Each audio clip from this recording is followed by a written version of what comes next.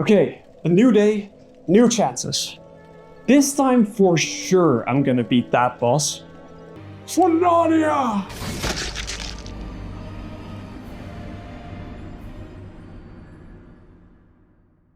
Difficulty in most games sucks.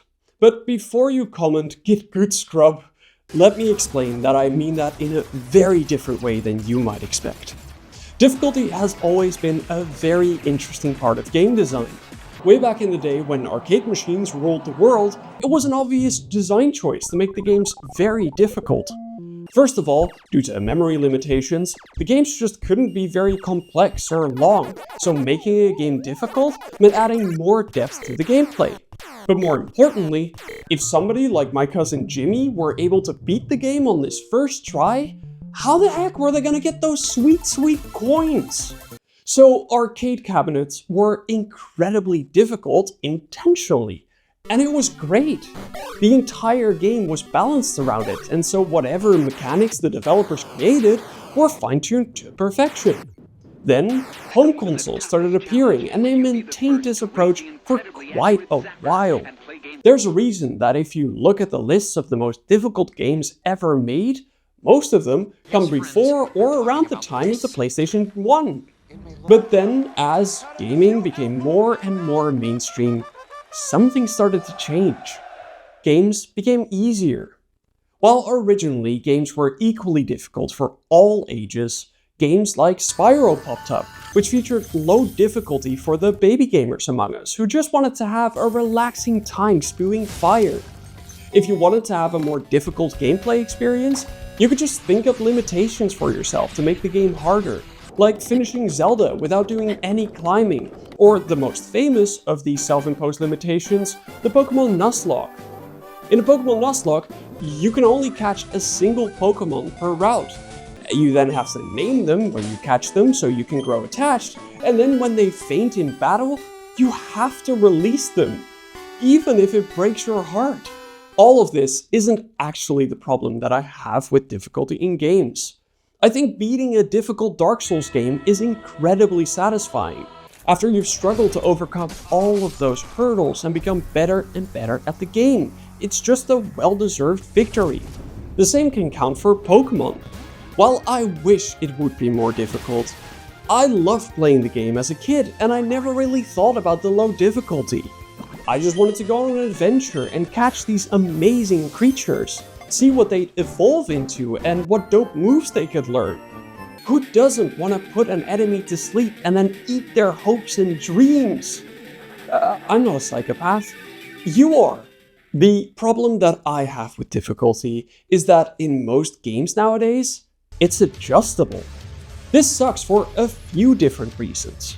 First of all, the way the difficulty is adjusted can vary wildly. Lowering or increasing the base stats of enemies or yourself? That's just kinda lame, or even makes the jumps between difficulties either very minor or very extreme. In Civilization 5, for example, the difference between Emperor and Immortal is as big as a gap as between Settler and Emperor. In Emperor, you can basically do everything you want and the enemy AI don't have that big of an advantage. But make it Immortal and say goodbye to any of those world wonders you wanted to build, because with all the bonuses the enemy gets, you'll never get them first. Second of all, there's the issue of difficulty setting, oftentimes conflicting with the intended experience that the game developers created. This is especially noticeable in story-based games, where the pacing of the story can be massively impacted by the difficulty of the game. It's fine in games like Call of Duty, where you're more placed on battlefields or doing certain missions within a certain context. But in a game like Uncharted, a high difficulty just makes the overall experience worse. I had to restart so often due to dying to beefed up enemies armed with their assortment of machine guns and snipers and grenade launchers that my backseat gaming fiancé left the room out of boredom, and we were often both left wondering what was actually going on with the story once I actually passed a certain section. The same thing happens in The Last of Us, where a high difficulty just means restarting over and over again due to very eager clickers. Hogwarts Legacy, Dishonored, and Ghost of Tsushima are other examples of games that struggle with this heavily. When I get to see a difficulty slider, unless it says recommended next to it, my entire gaming experience is going to be influenced as I'm trying to figure out which difficulty is the one the developer had in mind, especially when it's a story-based game. And I often choose a lower difficulty and lack a good challenge because I don't want to ruin the pacing of the story. And then last of all, it often makes it so really cool gameplay systems just become unnecessary. In most games where you don't play on the highest difficulty, I don't ever need to make use of potions or other boosting items that might have amazing crafting systems attached to it, or that might give massive depth to the gameplay by making you choose between different boosts and bonuses that interact differently depending on the situation you are in. The Witcher 3 is the most obvious example of this, where monsters have different weaknesses and you can make oils or potions that help you. Except when you don't choose Death March, the highest difficulty, there's not even a reason to touch any of them, as properly upgraded swords and armors will just be enough. Difficulty in games doesn't have to suck.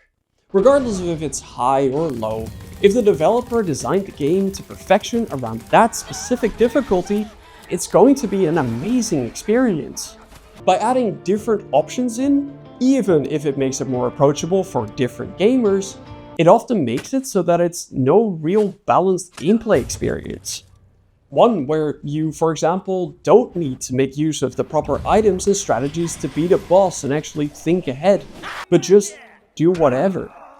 Games like Dark Souls and Cuphead and Borderlands and Shadow of Mordor and Hades and Inscription and many more just bring an amazing gameplay experience because they're all optimized for that one difficulty.